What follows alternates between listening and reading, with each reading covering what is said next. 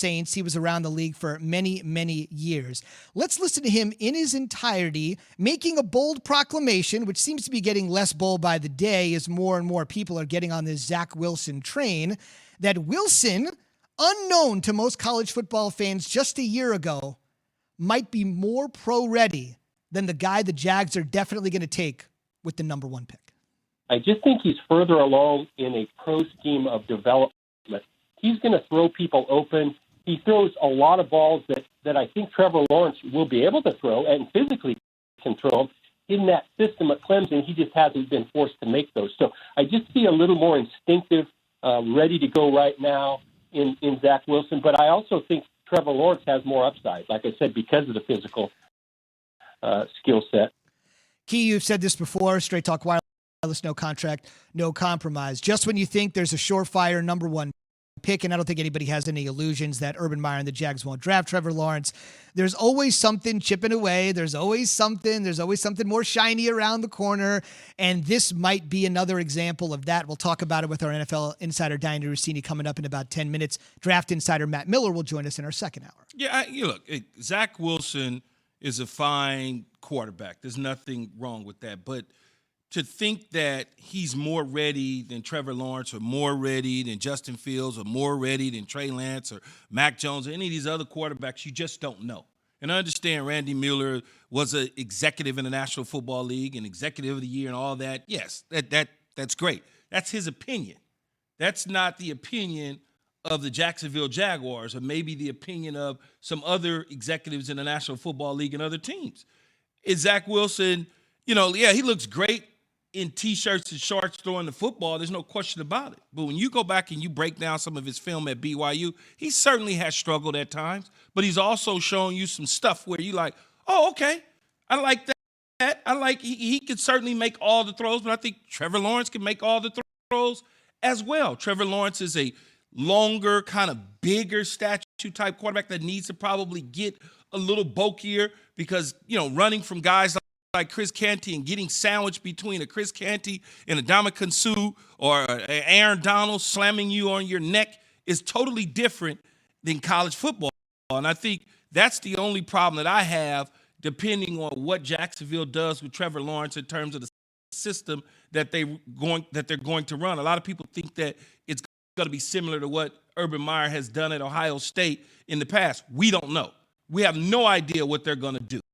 And so I think that's going to depend on that's going to show you a lot about what his career could potentially be like. What are they going to do? What are the Jets' plans if, in fact, Zach Wilson is their guy? What is Zach Wilson going to do? Are we going to look and see some of the same things that the 49ers did offensively? Or are they going to say, we're going to slow things down for him because he's young?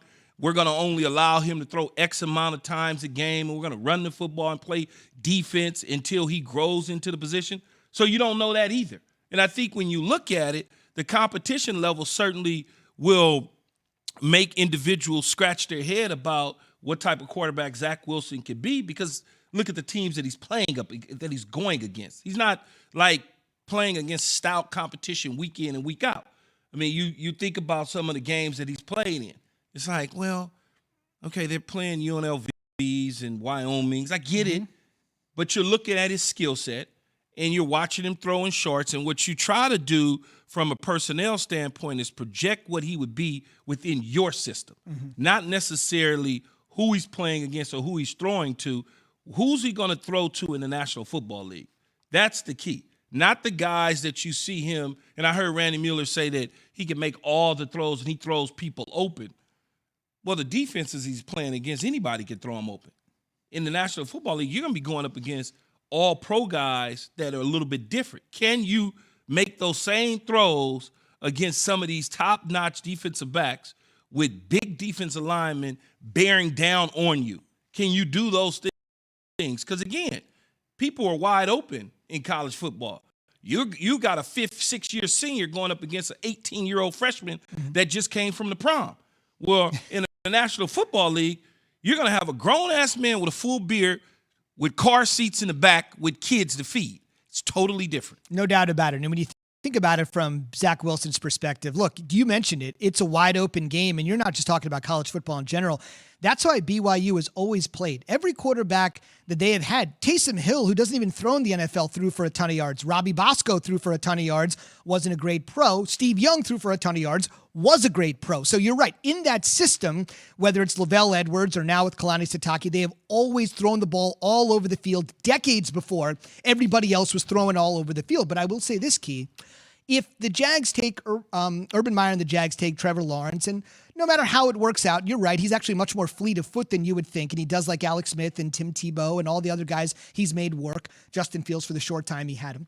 You think about it and you say to yourself, if it doesn't work with Trevor Lawrence, oh well, nobody is going to fault us for taking Trevor Lawrence. But you mentioned something yesterday that's really instructive this morning, which is if the Jets take Zach Wilson, and all signs indicate that they will, and it doesn't work out, Joe Douglas could be done before he even begins. No matter what happens with Lawrence, it's impossible to pass on him. But if you take Wilson and it doesn't work, boom. I don't think it's going to work this year. I don't think it'll work next year. It's going to take time. But if there's no progress being shown over the next couple years, then clearly, no matter who they take at quarterback, it could be Zach Wilson, it could be Trey, it could be any of these guys. If they don't start to show some progress. By when, though? Because Sam, we put a real tight deadline on him. I would say by his third year, if you don't start seeing some Josh Allen type traits, you know what I'm saying, where Josh Allen was kind of like. Where Daniel Jones is right now, he's entering that third season, and it's really make or break for a lot of people. Yes. Him, his GM. Yes. Okay. Yes. That sort of first year, whatever. Second year, third year, you got to start to, like Josh Allen, where you start to, Brandon Beane, the general manager of Buffalo Bills, was smart enough to go get pieces to put around him. And you started to see where he was like, okay, this may work out for us. Whatever quarterback it is for the Jets, if they don't get that guy in the next 3 years to start to look like it's going to work, Baker Mayfield starting to look like, okay, he's going to be a good quarterback in the National Football. May not be a Hall of Famer, but we can live with him. And if that's not the case with whoever they take, Zach Wilson and whoever else, Joe Douglas' job is certainly going to be on the line. But then again, it is the Jets, so who knows? No doubt about it. We're asking this morning as the draft creeps closer, April 29th in Cleveland, in person, fans. It's going to feel like the old draft, although last year's draft was once in a lifetime. And hopefully, even though it was a technological marvel, we'll get to see it in its old iterations. We're asking you this morning. We all know the Jags and the Jets are going to take a quarterback. Maybe Atlanta takes a quarterback. Who knows what's going to happen? The 49ers will take one. But at the lower reaches of the draft, who's a team near the bottom of the first round that could use a quarterback and you think might select one? I mean, the Saints are sitting there at 28, let's see. I'm just going to scroll through. The Bucks, of course, are picking at 32. I don't think the Saints would take a quarterback. No? Nah, why would they? What do they need a quarterback in the first round for? Steelers at 24? Steelers could do it. Pittsburgh certainly could do it. I mean, we think about Pittsburgh's roster. What do they have? Duck, Mason Rudolph, and Dwayne Haskins, and an old Ben. So, yeah, they could take one. They could take one at the bottom of the first round. Bears at 20. We'd love to get your thoughts. 888 ESPN. Bears could do that. And Andy Dalton there as a bridge player is they kept Nick Foles. So Nick Foles is still there. They could certainly do it. Washington football team sitting there at 19. They could certainly do it with Ryan Fitzpatrick as the bridge guy to help bring the young quarterback along. So we'll take your calls on that. 888 Minnesota could do it. Yep. Kirk Cousins there for a couple more years. He hasn't panned out. Big money spent on him. But he could also be a bridge guy. We'll take your calls on that. We just rounded up a few. Las Vegas Raiders at 17. I know you're higher on Carr than most, but, Why would you? There's nothing wrong with Carr. Minnesota at 14. Pats at 15. I don't think New England will do it. I think New England's going to do what they want to do. Damn what anybody thinks.